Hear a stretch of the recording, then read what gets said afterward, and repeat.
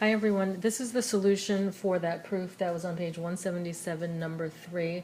This was last Friday's homework. So this is a picture of what the problem is, and I've written the given. So that would be step number 1, to write the given.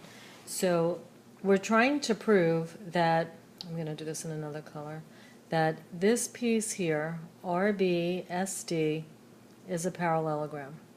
So how would you prove that something is a parallelogram? Well, you can show that the opposite sides are equal. You could show that the diagonals bisect each other. You could show opposite sides are parallel. There's lots of different things you can do.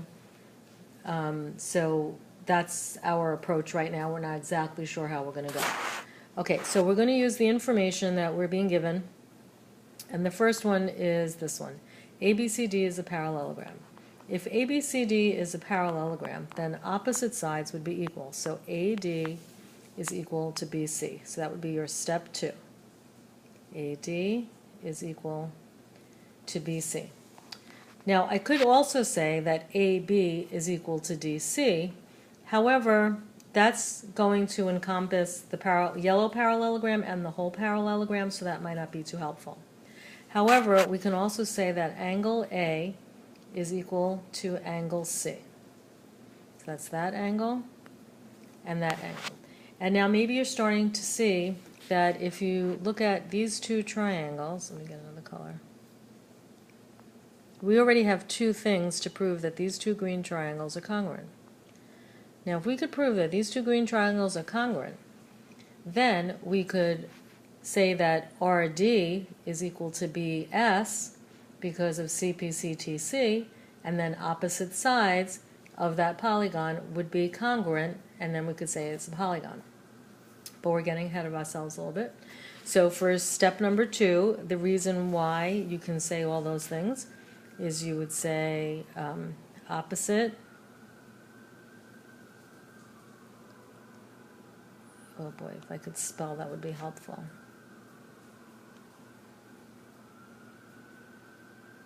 Okay, sorry about that. You would say opposite sides and angles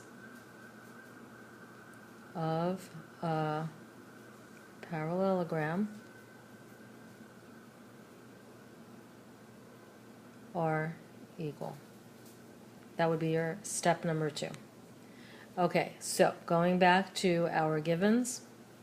So we've used that ABCD as a parallelogram. Let's look at the next thing. RD bisects angle ADC. So RD bisects angle ADC, which would mean that this angle and this angle are equal. Okay? And SB is bisecting angle CBA. So that makes these two equal. Okay, so I'm just going to erase that to make room to write step number 3. I have to make that a little bit bigger. We'll be here all day. Okay, so if at any time I'm going too fast, you can just pause and you can go back and write what I'm writing, or just watch it again. Because nothing's more fascinating than this proof, that's for sure. Okay, so let's go back now to step number 3. So step number 3 would be angle ADR is equal to angle RDS, and angle RBS is equal to angle SBC. And the reason would be an angle bisector cuts an angle into two equal angles. Okay, I'm going to run out of room, so sorry, I'm abbreviating with symbols. Okay, so now you might say that that did not help you at all, because we're trying to prove that the two green triangles are congruent, and the angles that we've just proven have nothing to do with each other, but that's not true. Because if you go back to your step 2, which said opposite angles are equal, well, let me give you another color here to see better. wouldn't it mean that angle D and angle B are equal? So now go back to your step number 2 and also add angle D equals angle B, and that's because the opposite sides of the parallelogram are equal. Opposite angles. Okay, so here's what you have to think about. If those two angles are each equal, so look, I'm going to pull those out. Here's two equal angles. You cut them in half. This piece is equal to this piece. Well, wouldn't this other angle also be x and x? Because they're both equal.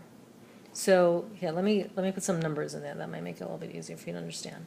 So if you have this angle, and let's say that that's, I don't know, a 60-degree angle, and it's equal to a 60-degree angle.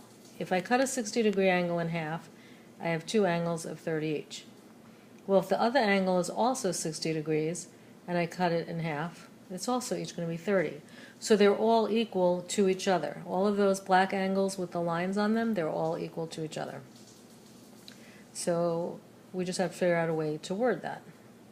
Okay, so step number 4 is going to be that angle ADR is equal to angle SBC. So that's going to be this angle in here, the blue one, is equal to this one here. Okay, let me make some room and then we'll write the reason why.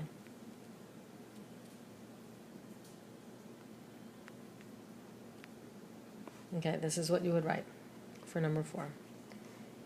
Equal parts of equal angles are equal. Okay? Now if you look at the two triangles, we have a blue angle, this blue angle here. We have the, let me get another color so I can point this out. Okay, so we have this blue angle here, we have a side here, we have an angle here. So we have angle, side, angle. So let's write that up. Let's just make some room. So this is going to be step number 5.